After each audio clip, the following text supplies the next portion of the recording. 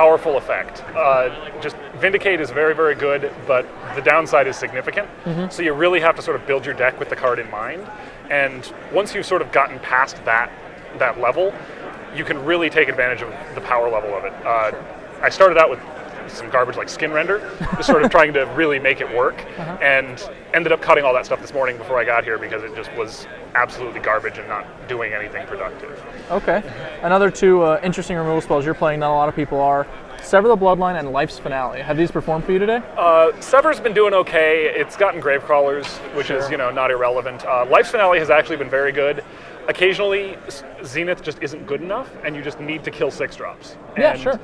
It does that. It's expensive, it's clunky, but sometimes it just does what you need it to do. And catching a Primeval Titan's no joke either. You get to get the other 3 Primeval Titans a lot of the time, making the Green Sun scene is just nothing. Yeah, I haven't actually played against Primeval Titans, but I have gotten a lot of Thrag Tusks.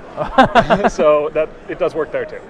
A card you said has been doing a lot of work is Garruk Relentless, which we have the real version of here, and you're running 2 checklist copies. My sleeves are transparent. I'm just being careful.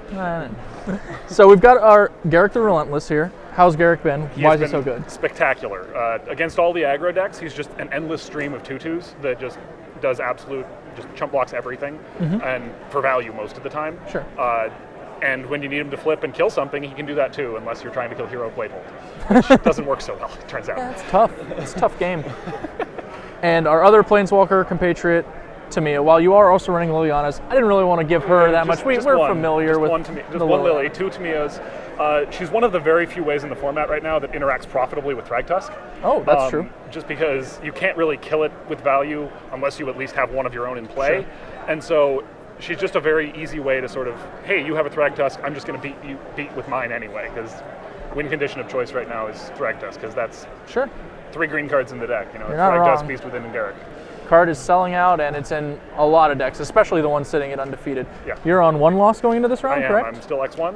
Gotta keep it rolling. All right, well, let's get you into the seats and play in the round. Thank you very much. We'll be right back with round 7. That sounds right, of the Standard Open here in Portland.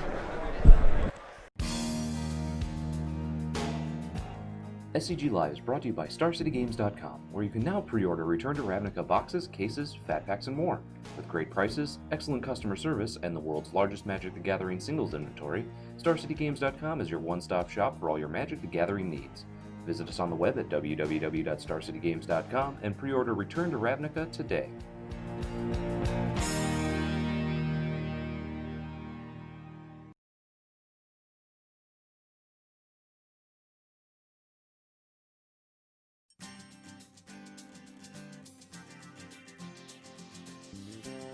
My name's Garrett Steedley. I'm the owner of Gamers Guild in Spring Lake, North Carolina. I always really wanted to own my own place and just make an awesome place for people to play and really promote a high level of competition. Incidentally, is why we jumped on the Star City IQs. It was just a no-brainer.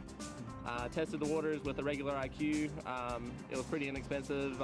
Didn't really see any risk involved in doing it. Then we decided to upgrade to the Super IQs. They were pretty pleased with our attendance. It almost doubled the attendance from the regular IQ as the word of the program spread.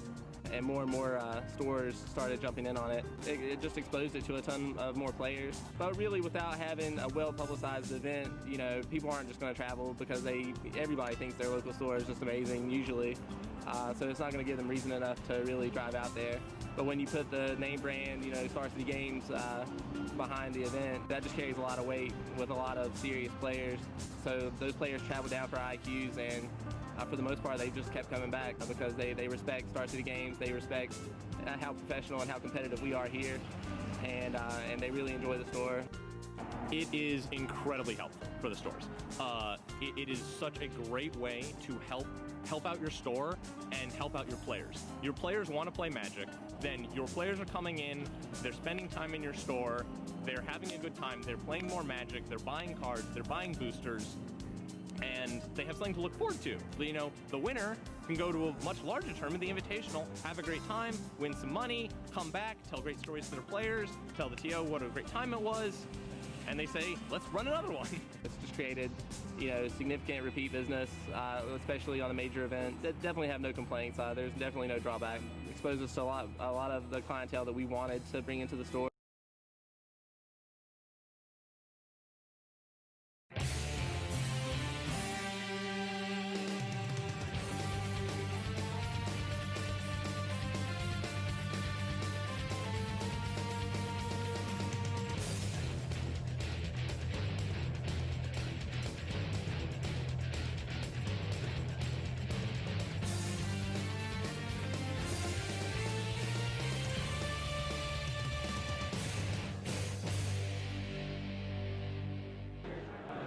Hello and welcome back to the Star City Games Standard Open here in Portland.